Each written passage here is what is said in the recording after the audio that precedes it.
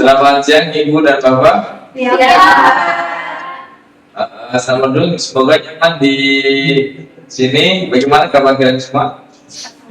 Baik, Pak. Baik Pak. Alhamdulillah baik, Pak. Meskipun agak dekat juga sih mau cerita-cerita soal begini. Sama Pak, saya juga rasanya capek.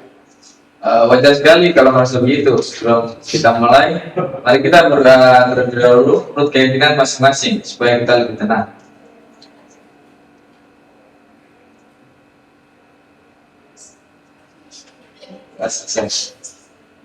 Terima kasih. Pertemuan kita hari ini adalah konseling kelompok kecil untuk membantu Bapak dan Ibu proses pengalaman terkait konflik tanah yang pernah terjadi, memulihkan rasa aman dan bersama-sama cari cara untuk menjalani hidup berdampingan dengan lebih damai dan ke depannya.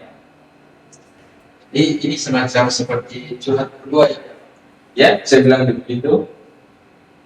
Tapi dengan suasana yang aman dan terarah. Sebelum kita mulai, kita buat kesepakatan terlebih dahulu ya.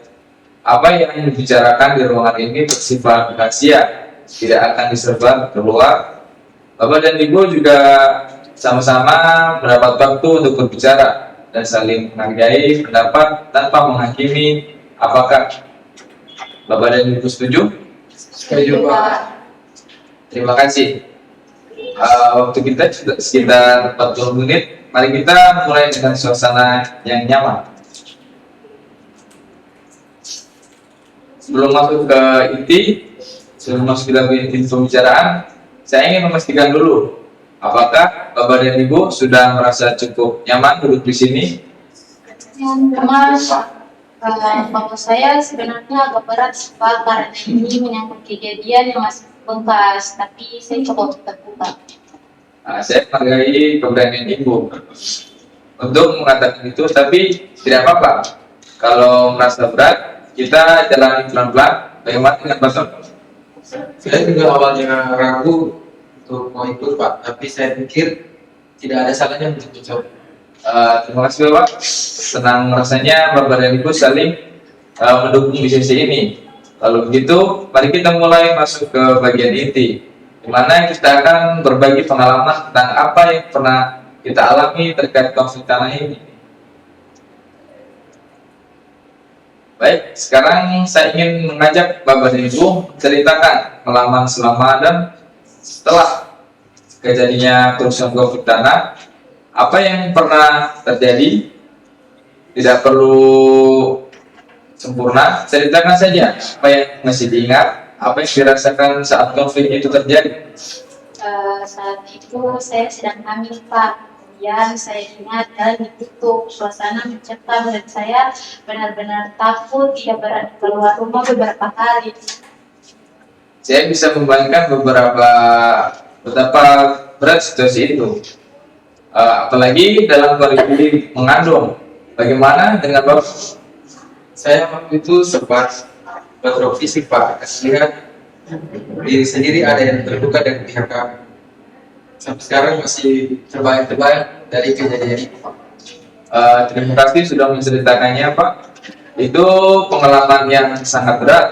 Bagaimana perasaan Bapak dan Ibu sekarang ketika masih ada sebagian yang bersikap kurang bersahabat?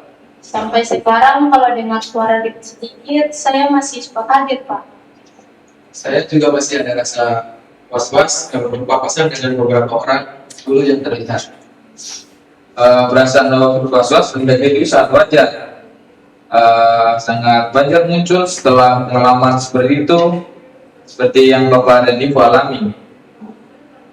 Sekarang saya ingin memberi ruang bagi Bapak dan Ibu untuk mengungkapkan perasaan yang mungkin selama ini dipendam, entah itu rasa takut, marah, sedih, atau kecewa. Untuk Ibu silakan dimulai dulu kalau kenal. Saya masih marah sih, Pak. Kenapa harus ada korban dari pihak kami, padahal kami punya sebuah tanah yang resmi. Kemarin itu sangat dapat dipahami ya. Perasaan itu valid dan boleh diungkapkan di ruang ini dengan aman. Untuk Bapak, bagaimana perasaan Bapak? Saya juga sebenarnya marah Pak, tapi lebih ke sedih juga karena hubungan dulu hukum dengan tetangga jadi renggang gara-gara masalah tersebut, Pak. Rasa marah dan sedih itu sama-sama bagian penting di proses ini. Mari kita beri waktu sejenak untuk merasakan emosi-emosi ini tanpa terburu-buru dengan kerahasiaan yang sudah kita sepakati bersama. Saya ingin mengajak Bapak dan Ibu melihat kembali situasi ini dari sudut pandang lain. Kalau ini sudah selesai secara hukum, dan keputusan hukum yang sah itu adalah bukti bahwa Bapak dan Ibu atas tanah ini memang benar dan dilindungi negara. Bagaimana perasaan setelah mendengar itu? Sebenarnya itu yang membuat saya sedikit tenang, Pak. Setidaknya kami tahu kami tidak salah dan itu sudah diputuskan oleh hukum. Saya juga merasa begitu Pak, tapi kadang masih saja muncul rasa cemas. Itu wajar Bu. Keberadaan Bapak dan Ibu di tanah ini adalah hak yang sah dan terlindungi. Tidak perlu ada rasa salah atau ragu.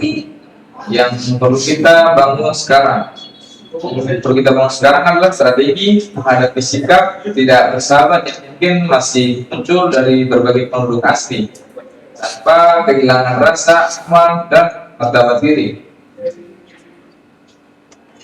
Caranya bagaimana Pak supaya kami tidak terus merasa terancam?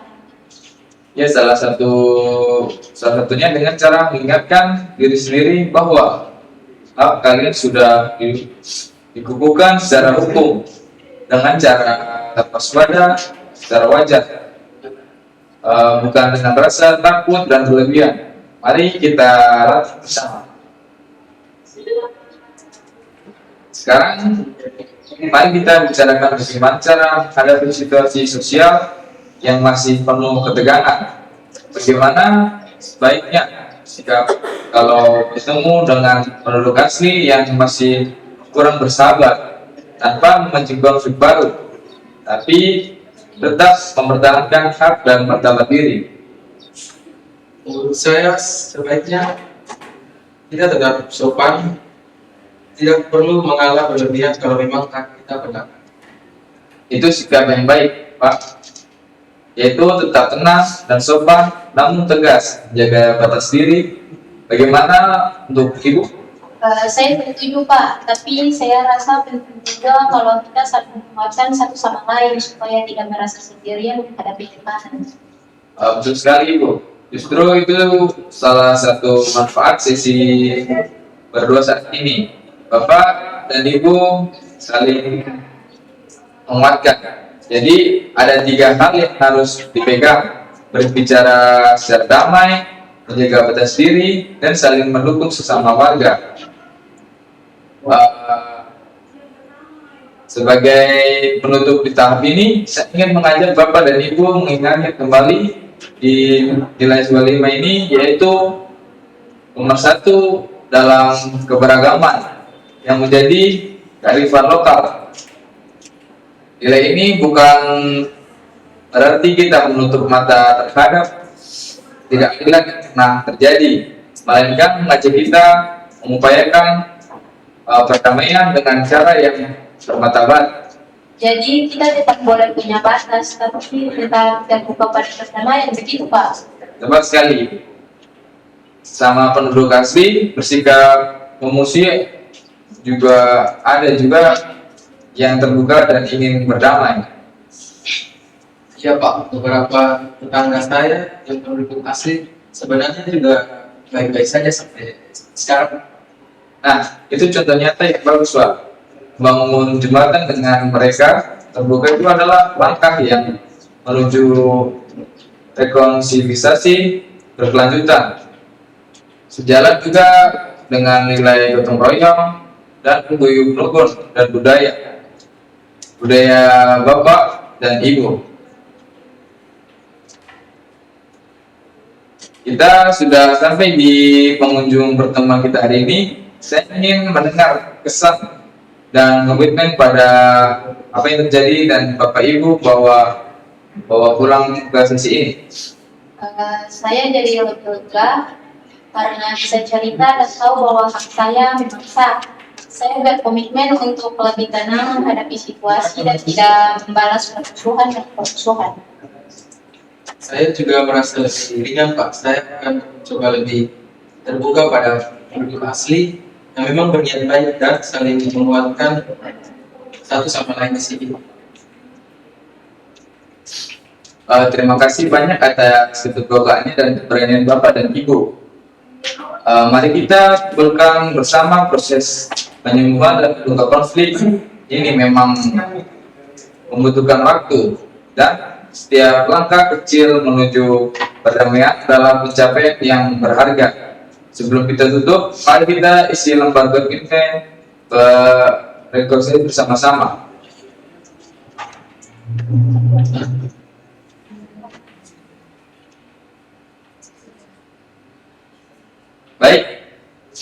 Baik, kita tutup pertemuan ini dengan doa sama-sama. Semoga apa yang kita bicarakan hari ini membawa ketenangan dan langkah menuju kehidupan yang lebih damai.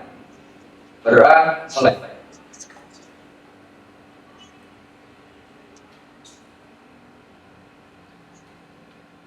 Berdoa selesai. Terima kasih Ibu dan Bapak. Sampai jumpa di pertemuan berikutnya. Terima kasih. Sama. Sama.